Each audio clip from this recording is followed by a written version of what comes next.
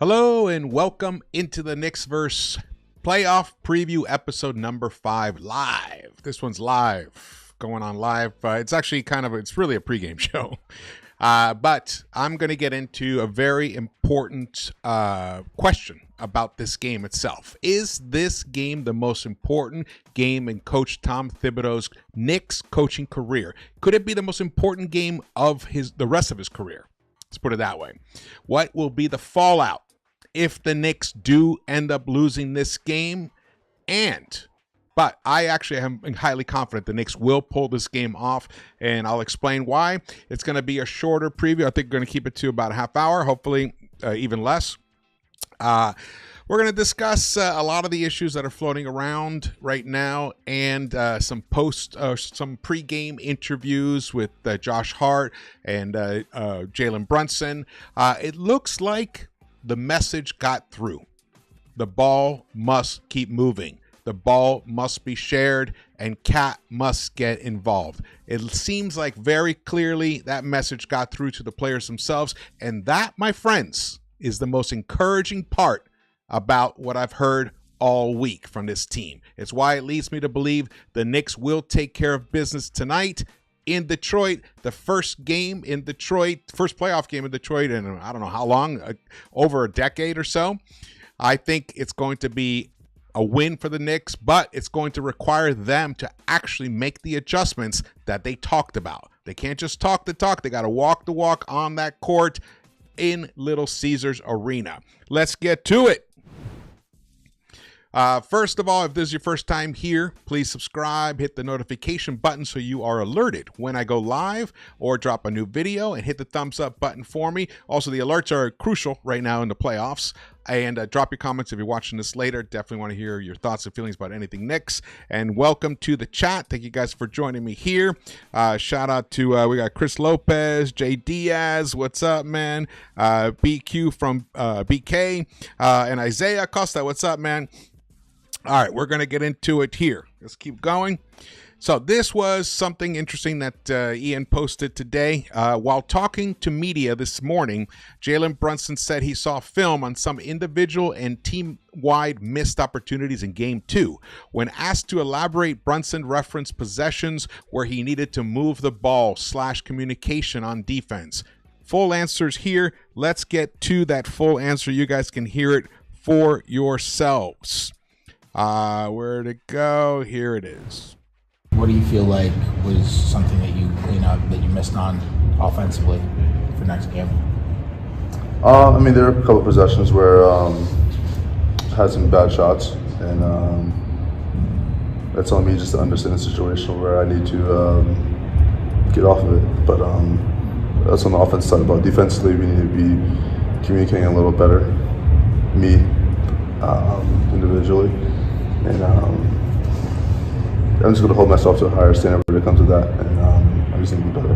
What would you say, get off of it? What do you mean by that? Pass the ball. That's you got to say it in French. Pass. What do you? In any language across this globe, passing the ball is the right approach to winning basketball. When you pound the rock into the ground, you slow yourself down. Defenses can collapse around you and make your life very difficult, especially in the playoffs when defenses are allowed to be even more physical, more handsy. And I will say, Brunson, even though if I were on the other side, I would have been annoyed about him somewhat foul baiting. And he did get one 3-point shot call. He got a couple of calls here and there. But in general, he has gotten as many foul calls as Cade has gotten, pretty much. I actually was kind of disappointed watching, because I'm a big fan of Zach Lowe and Kirk Goldsberry. They seem to did not, even though when they were talking about Brunson's foul baiting, he's gotten, I think, 23 free throw attempts. Cade has gotten 21, so he was right there. So that disparity or that similarity, and to ignore it in your comments, that it reeks of a bias to me. But either way, you listen to this now. This is what Josh Hart said today. Stephen Bondi tweeted this out. Josh Hart said he needs to stop complaining to the refs. It happened a lot in game 2. It definitely takes you off your game. I think controlling it, that just comes from within. Kind of focusing on controlling what you can control. We can't control what they're calling. We can't control getting our first free throws with 17 seconds on the clock. We can't control those kind of things. We can just control how we respond to it. Last game, I responded terribly. I have to make sure I fix that. Cat fixes that and move on from it. Nice. Then Popper followed up. Josh Hart on talking out need for ball movement. It comes with time. We're all old enough. I think our hearts are in the right place, so you know it's not coming out of any selfish intent. So that's something we can do more, and we will do more of. Beautiful. Awareness is the most important thing. And the one thing, if you have been a long-time watcher of this channel, you know that my most important aspect of anything in terms of players, coaches, whatever, is situational awareness. Not just on the court, the games in between. Right now, they understand the gravity of the situation. I think they understand it so fully that they're going to come out and show and play for their coach today.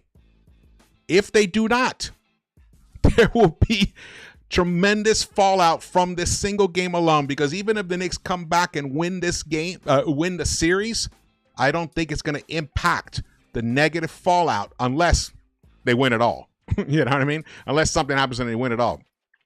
But losing this game will be indicative of many, many things. It will be a harbinger, and I will get into that a little bit later. Just a little bit later.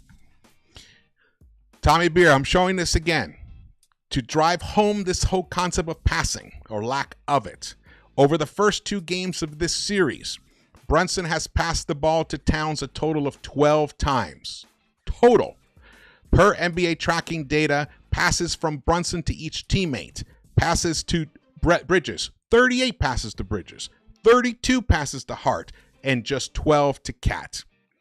Down below it says, I bet the ball was passed more to Hart than Cat tonight. Yes, totally confirming that.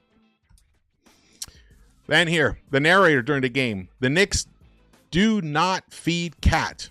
Inexplicable/inexcusable that a $50 million all-NBA offensive force and arguably the greatest shooting big man of all time doesn't get a single shot attempt over the final 18 minutes of the most important game of the season. Cat was 4 of 5 from the floor when defended by Tobias Harris in game 1. So, the answer is yes. This is the most important game of Thibodeau's coaching career, because it will define whether he will remain coach of the New York Knicks. And with the way trends are going, with the availability of so many other coaches right now out of work with tremendous resumes, could Thibs even get another coaching job on another squad right now is a great question. A head coaching job. So that's how much hangs in the balance here. And why does it hang in the balance? Because the Knicks are loaded, top-heavy loaded with talent. All 4 of their 5 starters could legitimately start for any other team in the NBA. That is right. Do you see anyone starting over OG Anunoby? Mikal Bridges, possibly, maybe Mikal Bridges, maybe. But I don't even see that. Now with his size, his defensive ability, his scoring ability, even though all of that has been suppressed this season, we saw it during the run, the 15 games when Brunson was on the sidelines. Mikal Bridges stepped up big time, and so did OG. And then Karl Anthony Towns, come on, All-NBA center, and then Brunson himself. Probably the 5th best scoring player of any size in the NBA right now. In fact, he's so good. He's so good. Just look at here. Actually, this is not what I want to show you right now. Blew my whole flow here. Here we go. He's so good. He's leading the playoffs in scoring right now. He's averaging 35.5 points a game, just above Giannis at 35 points a game, which that's pretty interesting, huh? And right below that, in third, 34 points a game is Luka, Brunson's former teammate at Dallas. So, and then you got Cade down there, 8th with 27 points a game. The problem here is the efficiency. Cade shooting 45%. Brunson's at 44%.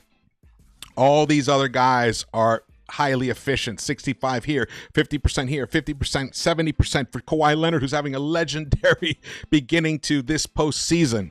He's playing like the best player in the NBA right now. Spida, 52%. Nikola Jokic, 50%. And then you get to Cade. Even Tyler Hero is at 50%. And Jaylen Brown to round out the top 10 at 54%. Efficiency is crucial. And why isn't Brunson that efficient so far this season? This postseason?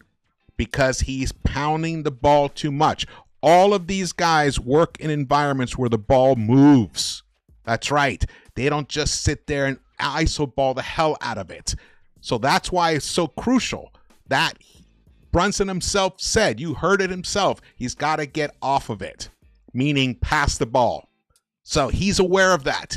It's easy to see when you look at the game video, which I'm sure you guys watched several clips on social media and stuff. I watched the entire second half again, and it was plain to see the mistakes that they made, especially Brunson defensively, not closing out hard on Schroeder a couple of times, or Cade himself when being indecisive on switches, poor communication with Josh Hart out on the perimeter.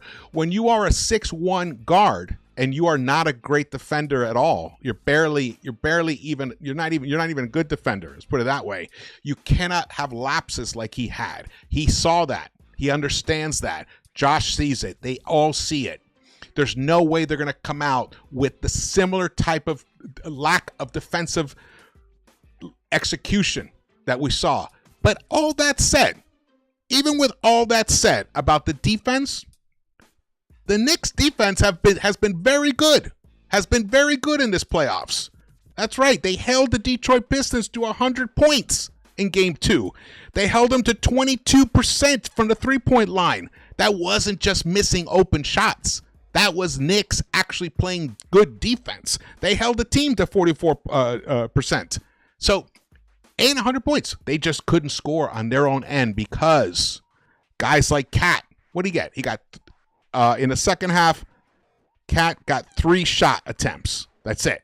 3, and we all know by now, none of them were in the fourth quarter. They were all in the third quarter. That's not going to happen. That's not going to happen in game 3. And if it does, there will be serious, serious ramifications. Kevin O'Connor, it's baffling how little the Knicks use Cat. You have this 7-foot versatile offensive talent that can shoot, drive, pass, post, yet you barely utilize him tonight. Didn't score the entire second half. Thibs' offense has zero imagination, but Towns also needs to be more assertive. Absolutely, man. Cat, you've got to ask for that ball. You've got to demand it.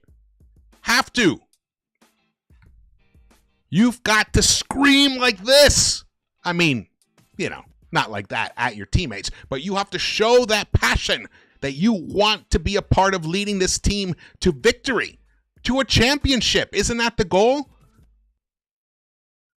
You have to come out. And I feel like if he doesn't, that would be a tremendous problem for this team.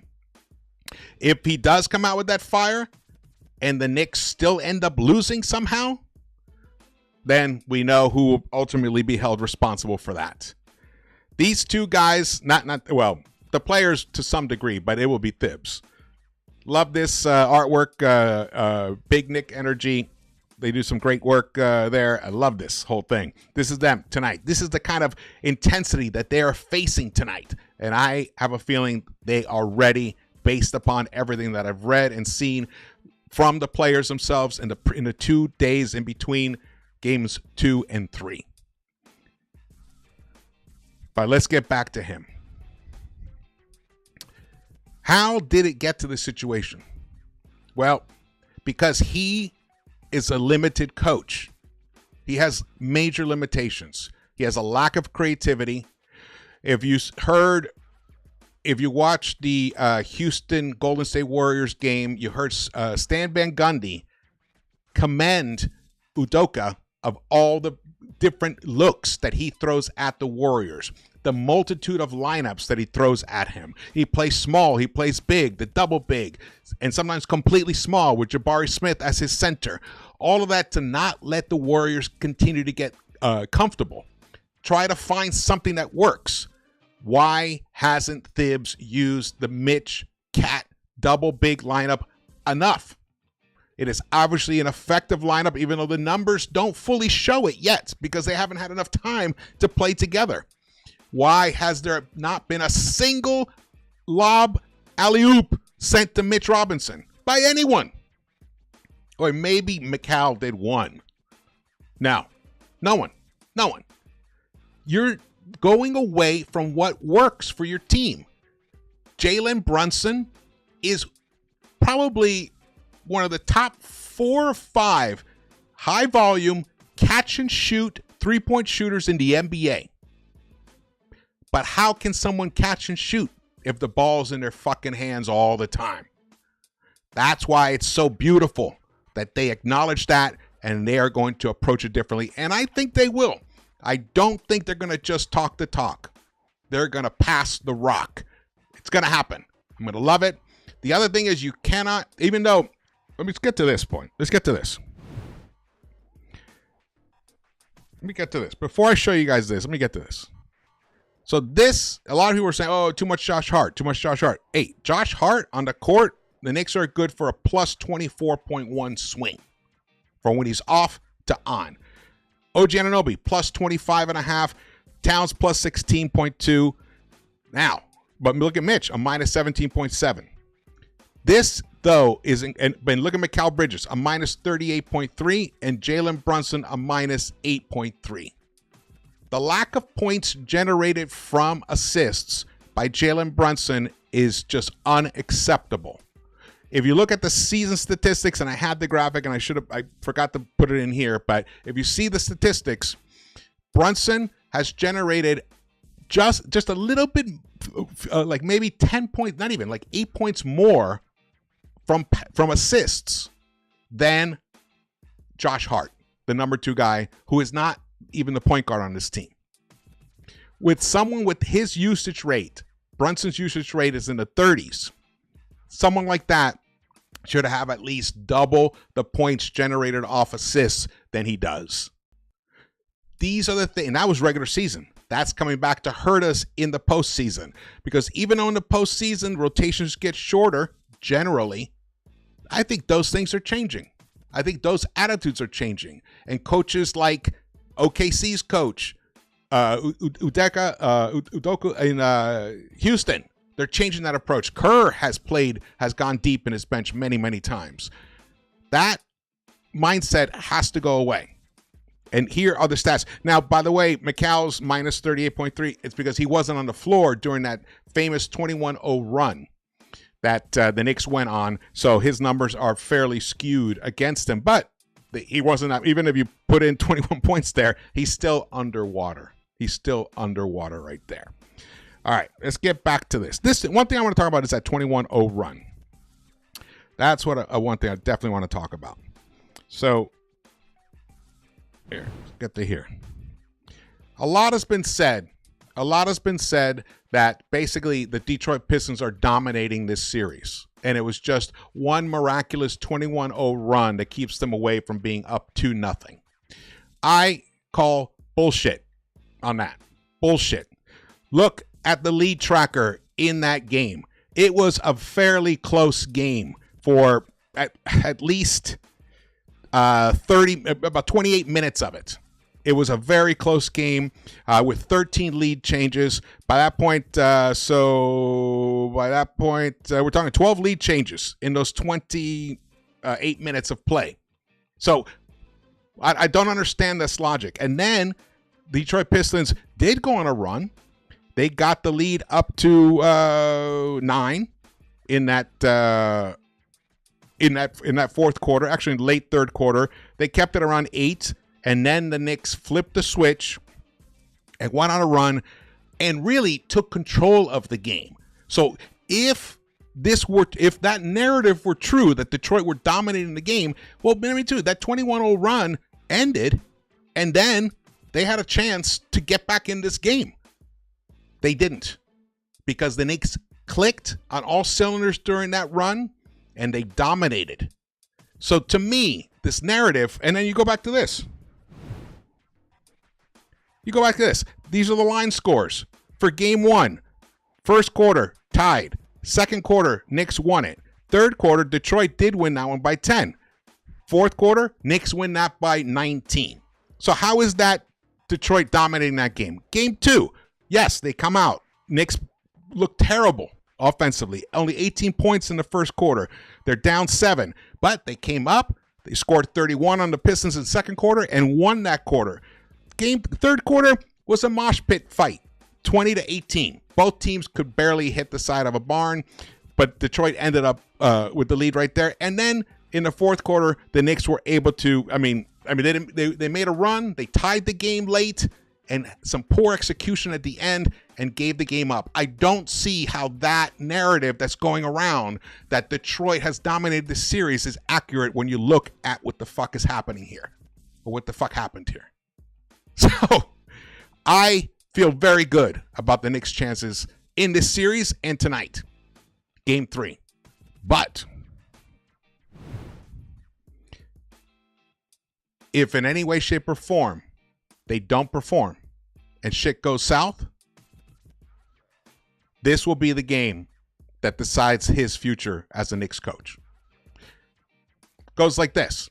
If Knicks win, they reassert dominance, 2-1, and if they win the way that I'm expecting them to win, that will be replicable for game 4, and the Knicks could be coming back to MSG up 3-1, and Thibs' career pretty much, as long as he gives, as long as the team gives a decent effort, or they're competitive in the second round, he will stay coach of the Knicks. However, if we lose this game, and even if we end up splitting in Detroit, come back 2-2, maybe we win that game at the Garden, and then it's 3-2, then we go back, lose. Game 6 is at Little Caesars. Maybe we lose that. We go to 7 games because this team can never quite get on the same page, and they're not willing to play their hearts out for this man. So even if they end up winning the series, I think they're going to get swept or gentlemen swept in that second round, and that will be the end of Coach Thibodeau's career. And let me tell you something, there's no doubt about it. He knows this. He knows it. All right. Knicks will win tonight. That is my feeling. I feel like this disaster will be averted tonight. Shout out to everyone for joining me here. Really appreciate it. Gideon, what's up, brother? Yeah, we will chat. We will chat. Andrew, Eddie Suarez, what's up, man? I will read these all offline. Taka, what's up, man? Juan Rivera, Nicholas, Joseph, thank you guys for joining me, man. We, I don't know if you noticed, but we have 9,900 subscribers now. 9,900 subscribers. We're 100 away from 10,000. Thank you to everyone who's joined the Knicks-Verse, especially to the ones that have stuck through over the years. When I first started this channel, it was kind of clumsy, but I did it with passion and love for the team that we love. And it's really been amazing. I've learned so much from you guys, so definitely keep dropping your comments. You are my co-collaborators. I've always said that, and it is definitely true for me specifically. We're going to get to 10,000 subscribers. Knicks are going to get into that second round, and the Knicks are going to put the fear in their opponent in the second round if all goes right tonight. That's how important tonight's game is. Okay, the game will be starting at about 30 minutes. Thank you guys for watching this. Again, my name is George. I probably will do a halftime show, so look out for that. And definitely I'll be doing a post-game show. It might be live, depending on the dynamics, or it'll be a recorded one. But either way, I cannot wait. I am so hyped. This is what we have been waiting for all year long, this moment. It's exciting. I mean, the thrill of it is, it's just oozing all over me right now. I am so amped up. And I do feel very, very good about our team's chances. All right. Thank you so much for watching this. I will see you later. Around the Knicks-Verse. Let's go. Let's get this game, Knicks.